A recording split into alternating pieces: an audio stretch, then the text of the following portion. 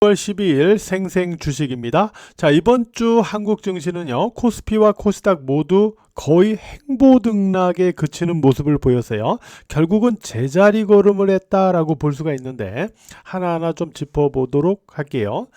일단 코스피 지수 일단 이번 주 흐름이 이 범주권에서 연결이 됐죠. 그러니까 뭐 거의 제자리 걸음을 했다라고 봐야 될 것 같습니다.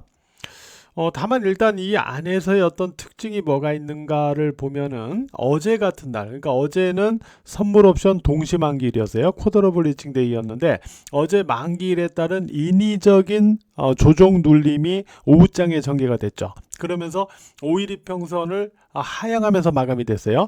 근데 오늘 곧바로 반발 반등이 나타나면서 5일 이평선을 하루 만에 회복해주면서 마감이 됐죠. 그래서 어제 밀렸던 부분은 만기일 영향이었다라는 게 확인되고요.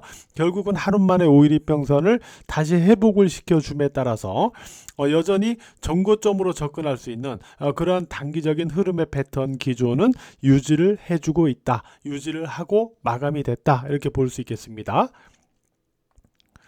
그리고 이제 코스닥 지수는 제가 계속 말씀드렸던 게 코스닥 지수도 이번 주에 보면은 요렇게 움직였죠. 그러니까 약간 올라간 거예요. 약간. 그냥 거의 약간 올라간 건데 우리가 기준으로 잡았던 부분이 전고점 933포인트였어요.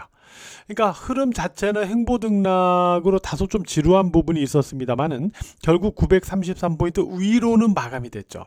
그러니까 코스닥과 코스피 두 개를 갖다 놓고 이번 주 흐름을 평가해 본다고 한다면 좀 지루한 행보등락이었지만 결국 지켜야 되는 선은 지키면서 마감이 됐다. 라고 이렇게 결론적으로 마감을 해볼 수 있을 것 같습니다. 이렇게 결론을 말씀드릴 수 있을 것 같아요. 자, 그런 가운데 오늘은 이제 수급적인 특징이 어떻게 있었냐면은 양시장을 보면 개인으로 분류되는 수급 쪽에서 매도가 나왔어요. 물론 이게 뭐 전부 다 개미는 아닙니다만은 개인 쪽으로 분류되는 쪽에서의 어떤 매물이 주로 오늘 양시장에서 나왔고 이를 코스피는 기관, 그 다음에 코스닥은 외국인이 주로 받아내는 매수로 받아내는 그런 모습을 보여줬죠.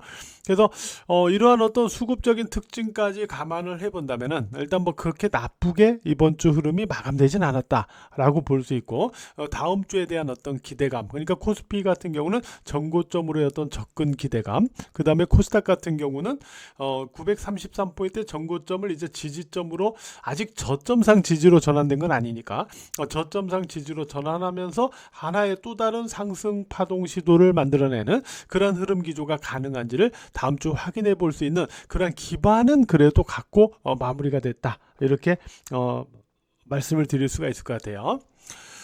그리고 종목들을 한번 우리가 보면은 궁극적으로 어떻게 움직였나 보면은 삼성전자는 제가 108,000원 기준점을 계속 말씀드렸어요. 그죠? 108,000원. 현재는 108,000 죄송합니다. 108,000원이 아니고 102,000원이죠. 네, 102,000원.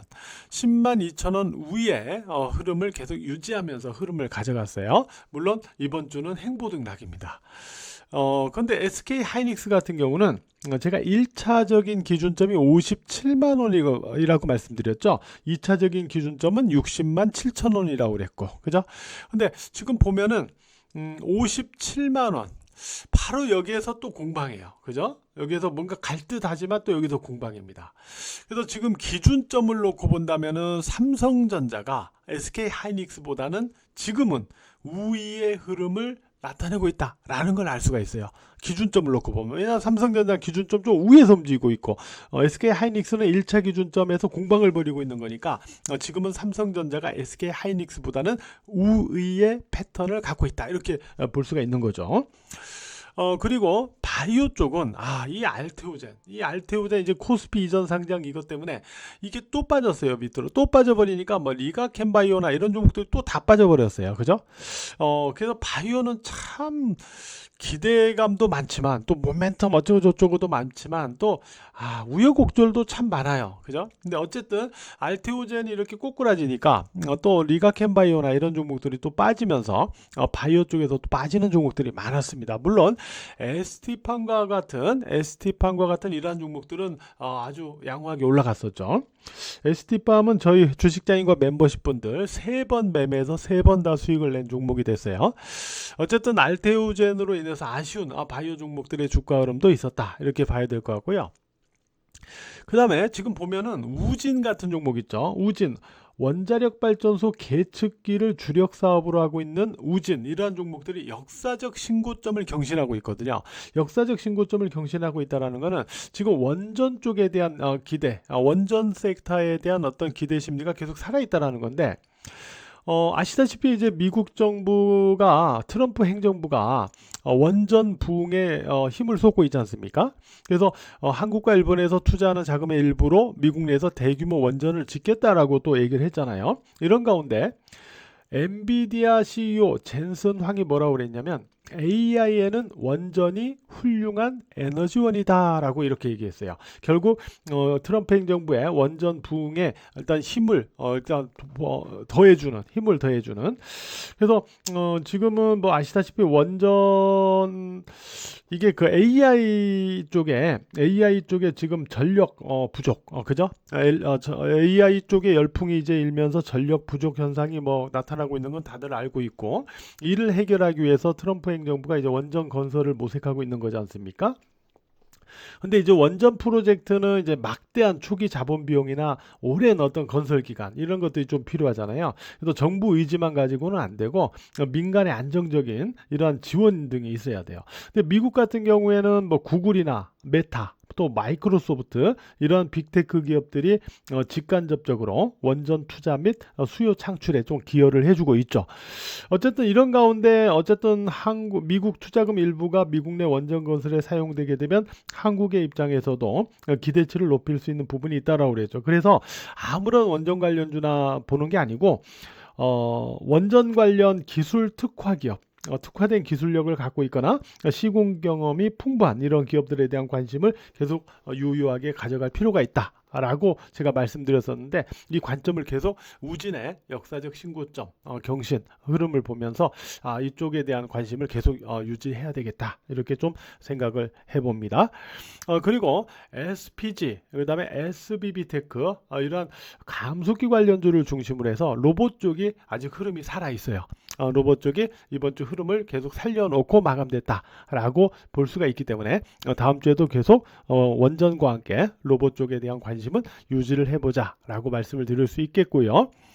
그 다음에 현대차 5일이평선 아래로 마감됐죠. 에코프로도 5일이평선 아래로 마감됐죠. 따라서 현대차, 자동차 쪽이나 에코프로와 같은 2차전지 쪽, 이쪽은 약간의 상승에 따른 매물 소화, 일단 이런 어떤 매물 공방, 이런 성격을 다소 갖고 마감이 됐다라고 볼 수 있을 것 같습니다. 다음 주 초반까지는 매물 공방 또는 매물 소화가 추가로 진행될 가능성이 있기 때문에 이 과정을 보면서 초반 매물 소화 이후에 다시 주중 후반으로 살아날 수 있을지 이 여부를 확인해야 됩니다. 그러기 위해서는 주 초반 일단 추가적인 매물 소화를 거치고 나서 5일이평선을 다시 회복하는 그러한 모습들이 있어야 되겠죠. 그래서 이런 부분들을 기준으로 해서 여러분들이 다음 주 흐름도 또 연결해서 체크를 해 나가시면 되지 않을까, 이렇게 생각을 해 봅니다. 어느덧 또 이번 주 한 주도 또 마무리가 됐네요. 토요일 좀 눈이 온다고 하는데 또 눈길 좀 조심하시고요. 이번 주 그리고 오늘 하루 또 매매하시느라고 모두 고생 많으셨습니다.